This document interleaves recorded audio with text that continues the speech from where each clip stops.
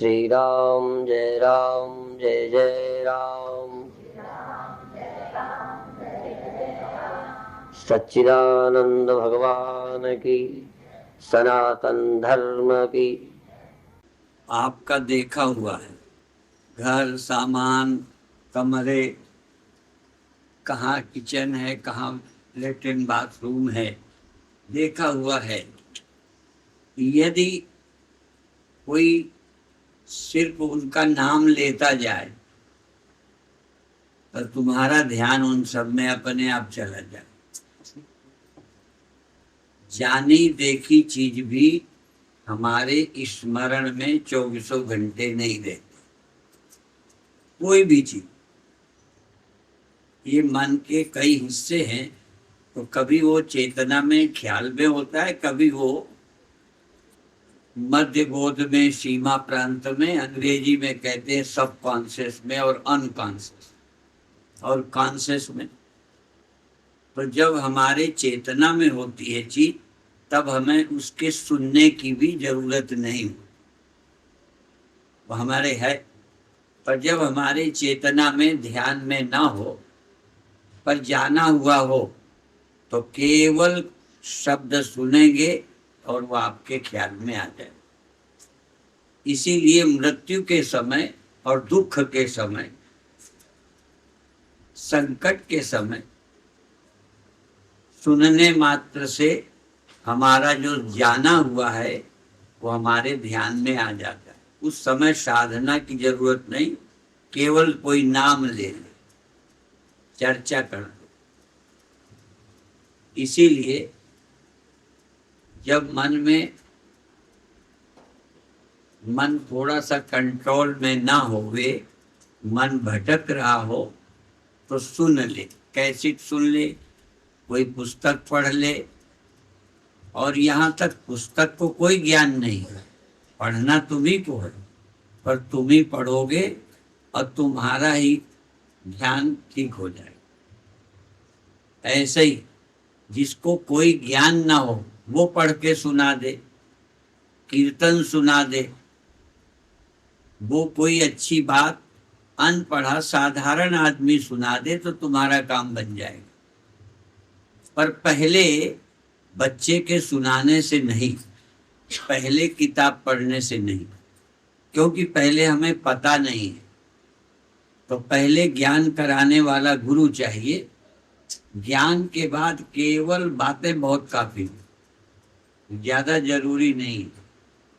ये भी उनके लिए कहता हूं जिनको भूल जाता है, दिमाग से हट जाता है, वो सुन लिया करें, चर्चा कर लें आपस में। तो ये बहुत आसान तरीका रहता है, एक बार अनुभव में आ गया है तो आसान है। और एक वो लोग भी हैं जो अभी सुन रहे थे, साक्षी स्वरूप को नहीं भुलाना। और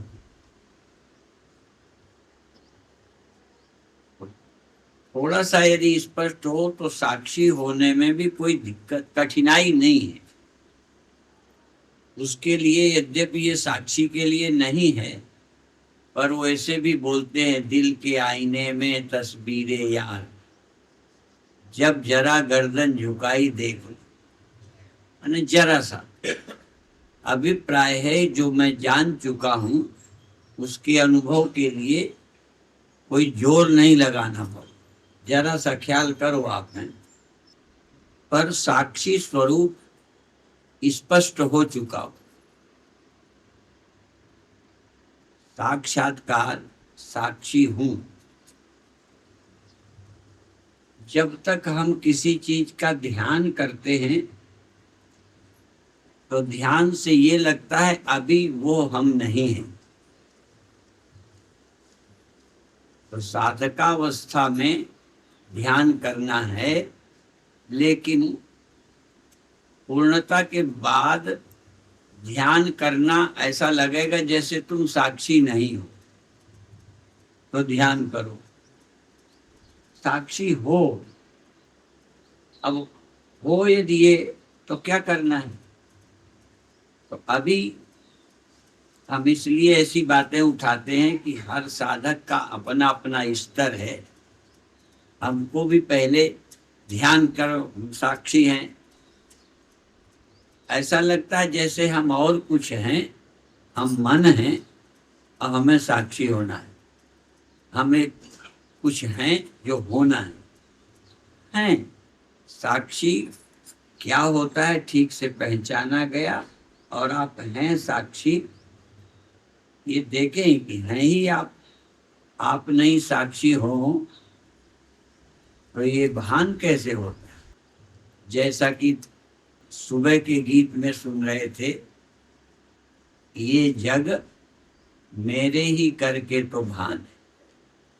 पर अभी भी क्या है, मेरे से जगत भान होता है, इसमें कई चीजें शामिल, मैं भी हूं, मन भी है, इंद्रियां भी। ये जग समझने के लिए, सुविधा के लिए, ये सब मेरे ही करके तो भान। तो मैं, मन, इंद्रियां, अब ये जो भास रहा है इसमें कितने हैं? आप हैं, मन है, इंद्रियां हैं, तो ये भास रहा है। तो कुछ दिन हमको साक्षी होके, मन होके नहीं, इंद्रियां होके नहीं, साक्षी होकर जागो या साक्षी होकर रहो कुछ क्षण, कुछ दिन। ध्यान न करना पड़े, आपसे ही ये सब दिखता है। अभी जैसे यदि आप अपने को चेतन और साक्षी जानते हैं, स्पष्ट है कि हूं, तो आंख से देखा तब आप साक्षी हैं, कान से सुना तब आप साक्षी हैं, स्वाद आया तो आप साक्षी हैं, अर्थात आपके ही कारण तो भास रहा है।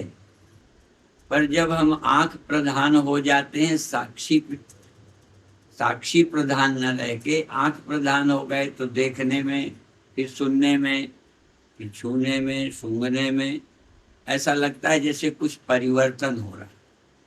पर जब हम अपने को दृष्टा, साक्षी, चेतन हैं ये समझ कर बैठे हैं, चेतन, तो सुनाई दे तो, दिखाई दे तो, स्वाद आए तो आप ही तो हैं, तो आपका होना आसान हो जाएगा। देखते, सुनते, सूंघते में भी आपका स्वरूप आवृत नहीं होगा, ढकेगा नहीं, आपका दृष्टा होना स्पष्ट बना नहीं। कभी कभी समझाने के लिए कहेंगे कि सूर्य की रोशनी रिफ्लेक्शन होकर, रिफ्लेक्शन अपने को मान कर देखे, सूर्य का जो रिफ्लेक्शन है वो बन करके किसी को रोशन करे, और एक में वो सूर्य रहकर, सूर्य तो वैसे भी है, पर जब किसी पर प्रकाश पड़ता है तो रिफ्लेक्शन बन के पड़ रहा या सूर्य बन के, थोड़ा सा सोच का फर्क। तो जब रिफ्लेक्शन बनकर होगा तो इधर उधर होगा, इधर उधर तब भी होगा जब सूर्य बन के, लेकिन तब अपने में भ्रम नहीं होगा। रिफ्लेक्शन बन करके रोशनी पड़ेगी तो कभी यहाँ कभी वहां, वो मुख्य हो गया रिफ्लेक्शन, आभास मुख्य हो गया। और एक जगह सूर्य मुख्य है, रिफ्लेक्शन अब भी, सूर्य रिफ्लेक्शन बनकर इधर भी प्रकाशित करता है और सूर्य रिफ्लेक्शन बदल कर इधर को प्रकाशित करता है। तो सबको कौन प्रकाशित करता है? सूर्य। पहले रिफ्लेक्शन सूर्य का आभास प्रकाशित करता था, स्थिति एक ही है, आभास तब भी, लेकिन वो क्या हो के प्रकाश का। ऐसे ही हम इंद्रियां बनकर ज्यादा देखते हैं, हम दृष्टा होकर के विषयों को नहीं प्रकाश, हम अपने को चेतन, निर्विकार, साक्षी होकर जगत को न प्रकाश कर हम इंद्रियां बन जाते हैं। तो हम अपनी जगह में स्थित रहें, फिर जगत को देखते रहें। इसीलिए कहा राग द्वेष वियुक्तैस्तु विषयान इंद्रियैश्चरन् आत्मवश्यैर् विधेयात्मा प्रसादमधि गच्छेत्। हम चेतन रह करके विषयों को प्रकाशित करें। इंद्रियां बन के करें वो भी एक स्तर है, और चैतन्य है, हम दृष्टा हैं, साक्षी हैं, और सब कुछ हो रहा है। यदि हम दृष्टा होंगे तो सुनाई देगा तो भी दृष्टा, और दिखाई पड़े तो भी दृष्टा। कोई भी विषय ज्ञान होगा हम सब में वही हैं, क्योंकि चेंज हुए हैं उपकरण, मैं नहीं, वही मैं, उसी मैं, मुझी को दिखाई दे रहा, मुझी को सुनाई दे रहा, मुझी को ही शीतोष्ण का पता चल रहा है, तो मैं तो जो करते हूँ। तो जो अपने आप में स्थित हैं वो बहुत सहज रह सकते। अब हमको इंद्रियां बन करके नहीं रहना, साक्षी आत्मा हो, जान करके सब व्यवहार होने देना।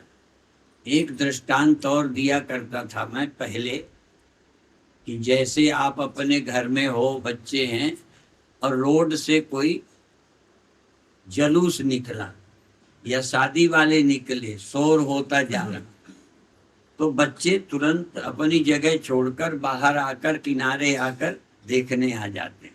और दूसरा उदाहरण है कि आप अपनी जगह बैठे रहें, दिखाई दे तो, आवाज आए तो बस उठने से अपनी जगह न छोड़ें। तो आप अपना दृष्टापन न छोड़ें, दिखाई दे तो दिखाई दे, सुनाई दे तो सुनाई दे, कुछ होने दे, और आप दृष्टा बन के रहे।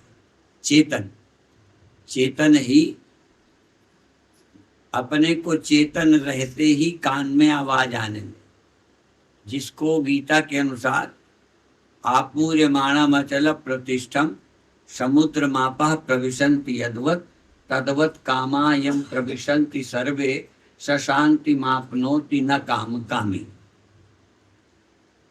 जो विषय की कामना करता है उसे शांति नहीं रहती, और जो सागर की तरह रहता है, नदियां आती हैं आती रहें, वो सागर नदियों को लेने नहीं जाता, आती रहती। ऐसे ही आप सुनना चाहते हैं तो आप कान बन गए, देखना चाहते हैं तो आंख बन गए, छूना चाहते हैं तो त्वचा बन गए, सूंघना चाहते हैं तो नाक बन गए।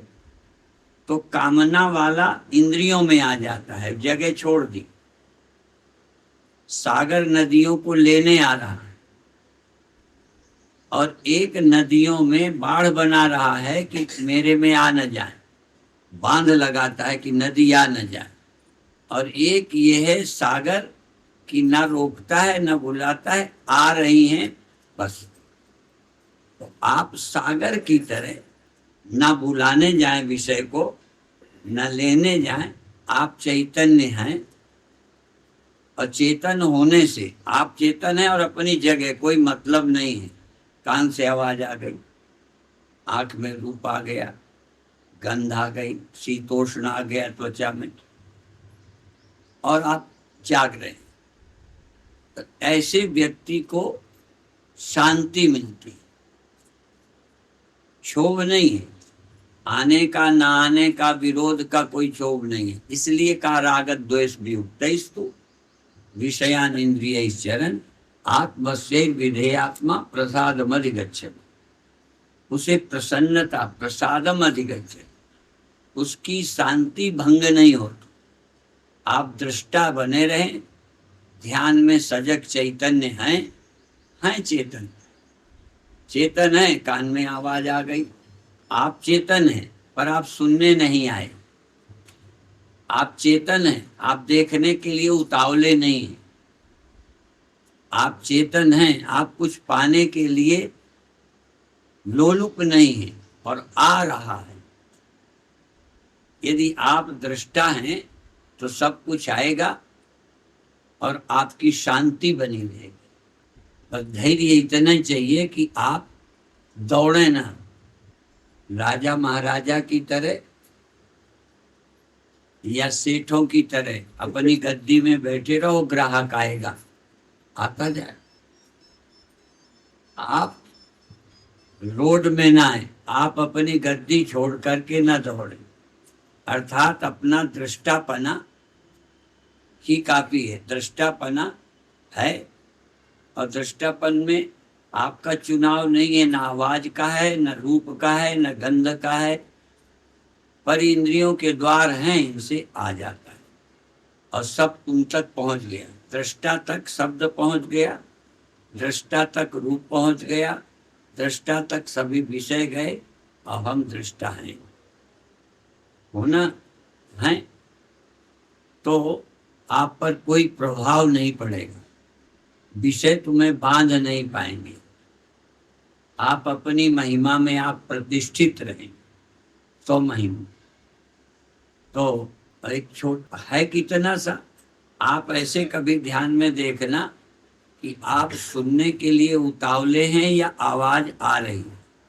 तो सागर नदियों के लेने के लिए उतावला नहीं है, आगे दौड़ नहीं रहा, आ रहे। ऐसे ही आप समुद्रवत, समुद्रम आपः प्रविशन्ति यद्वत् तद्वत् कामा यम प्रविशन्ति।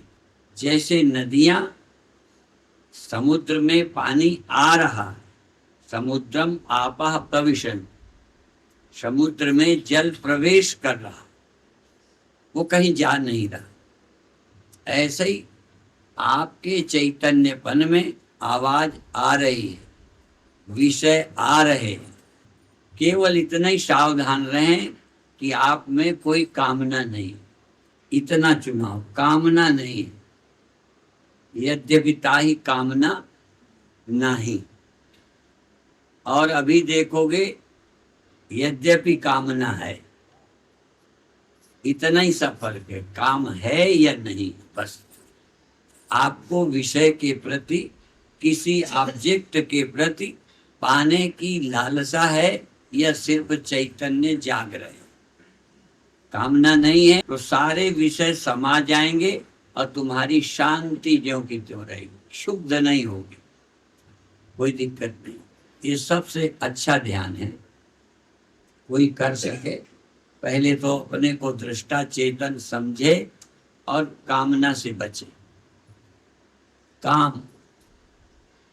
कामना को ही कहा है कि यही तुमको बांध लेती है, इसलिए कर्म करने में भी फल की कामना का त्याग लो।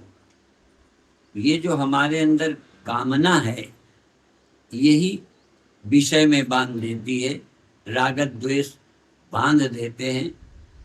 और राग और द्वेष से रहित चैतन्य है तो गीत सुने, बल्कि आवाज में ध्यान करें, आवाज आने दें, विरोध नहीं करें, ध्यान में बने दें, शोर होने दें, कुछ और होने दें, भड़बड़ होने दें, बच्चों को रेडियो बजाने दें, आप चैतन्य रहें।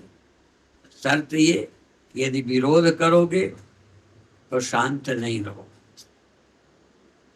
यदि उसका विरोध करोगे तो। और बीच में बच्चों ने बटन दबा दिए, अब नहीं सुनना, उन्हें बजा रहे थे, तुमने कहा बीच में बंद क्यों कर दिया, अब बंद क्यों कर दिया, आप सुनना चाह रहे।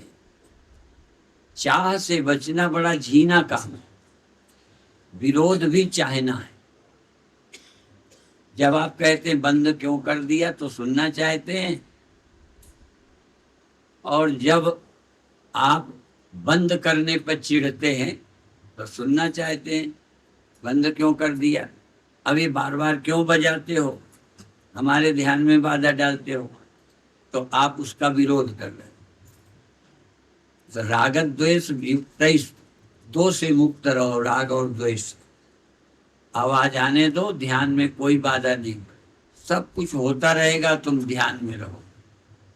जैसे खूब तूफान चल रहा हो और तुम शांत बैठे हो, तो बाहर ये सब तूफान है, अंदर कोई तूफान परेशान नहीं करेगा, सिर्फ राग द्वेष रहित, कामना रहित, चैतन्य रहित, यही साक्षी होना है, यही अच्छा ध्यान कर सकते हैं आप। कभी कभी किया करें विषम परिस्थितियों में, ये नहीं कि शोर बंद करो दो, वो एक ध्यान है शोर बंद करने पर, लेकिन ये ध्यान है दृष्टा रहना, चैतन्य रहना, शोर बंद करना नहीं, बल्कि शोर भी क्या है, चैतन्य रहने में सहयोगी है। राग और द्वेष का त्याग ही साक्षी होना है। यदि राग द्वेष है तो साक्षी नहीं रहे। बहुत आसान है और किसी का ध्यान नहीं करना। ध्यान तो मैं साक्षी हूं, बस मैं दृष्टा हूं, राग द्वेष रहित हूं। हो रहा है, मुझे ये नहीं कि इसका ध्यान करना, कि उसका करना, कि उसका करना, उससे हटाना।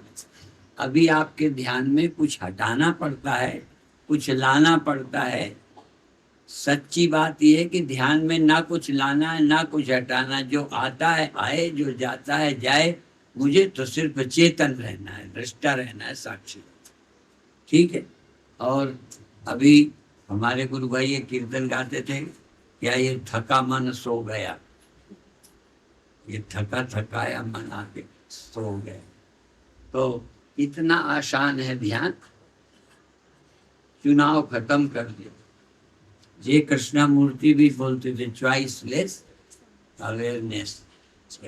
चॉइस नहीं करते, चुनाव करते ही, चाहते ही ध्यान में बने। आप तो दृष्टा हो, बस चेतन हो। आवाज आएगी तो पता चलेगा, कुछ और होगा, मच्छर काटा, भूख लगेगी, पता चलेगा। आप तो चेतन हो। ज्यादा किसी तरफ झुकाव ना करो। अच्छा, दीपक जलता हो तो बत्ती कब हिलती है? जब हवा का झोंका हो। ये झोंका बताता है कि दीपक अब वो ऐसे नहीं जलेगा, वो हिलता है। तो आप चैतन्य कब रहेंगे? जब किसी चीज की कामना नहीं। कामना होते उसमें तो हवा के हिलाती है, तुम खुद ही हवा के पास पहुंच जाते हो। अपने आप जब इच्छा करोगे तो इच्छा ही तुमको जोड़ देती है बाहर से, और फिर विषय तुम्हें हिला देते। विषय कितने आ जाए तुम्हें नहीं हिला सकते। थोड़ा सा समझ लो, यदि शीशा लगा हो तो हवा उसको नहीं बुझाती या हिलाती, और खुला रखा हो तो हिला देती। तो ध्यान क्या है? कोई विषय तुमको नहीं हिलाता। असल में तुम कामना के कारण हिल जाते हो, तुमको विषय हिला ही नहीं सकते। तुम चाहते हो इसलिए हिल जाते हो। तुम शांत रहो तो बिना हवा की ज्योति के समान। और ज्योति देखनी नहीं, ज्योति लानी नहीं, तुम ज्योति हो। भाई इतना ध्यान रखो कि अभी हिलने वाली हो या स्थिर हो। चाह रहित ज्योति ही स्थिर ज्योति, यही ध्यान है। और चैतन्य ज्योति, आत्म ज्योति, साक्षी ज्योति, दृष्टा, इस ज्योति में कोई कंपन नहीं है। मैं दृष्टा हूं। राग द्वेष ही आपको कपा देते हैं, हिला देते हैं, दौड़ा देते हैं, फंसा देते हैं। एक सूत्र है बस, राग द्वेष से बच जाओ। भगवान ने कहा ना, राग द्वेष वियुक्त स्तु विषयान इंद्रिय चरण। इंद्रियों में सब कुछ आने दो। सागर कभी नदी को नहीं रोक। पर तुम्हें लगता हो तो बहुत बड़ा है, हम छोटे से हैं, तो ये भी एक सूत्र है। चाह छूटते ही छोटा सा चेतन ये सागर हो जाता है, और चाह होते ही सागर एक तालाब बन जाता। चाहते ही तुम छोटे हो गए, कोई चीज आएगी तुमको भर देगी, थोड़े में तुम उबाल आ जाएगा, तूफान आ जाएगा। और यदि तुम चाह रहित हो तो कितना आ जाए तुम्हारे अंदर, इतना समा जाएगा, सारी दुनिया समा जाए और तुम जरा भी ना बढ़ो। सारी दुनिया समा जाएगी, तुम में जरा भी वृद्धि का एहसास ही ना होगा। शांत चैतन्य। और चाहोगे तो भरते चले जाओगे, फिर उबाल आ जाएगा, जैसे दूध उबलता है। इसका हमेशा ध्यान रखो। ओम शांति शांति।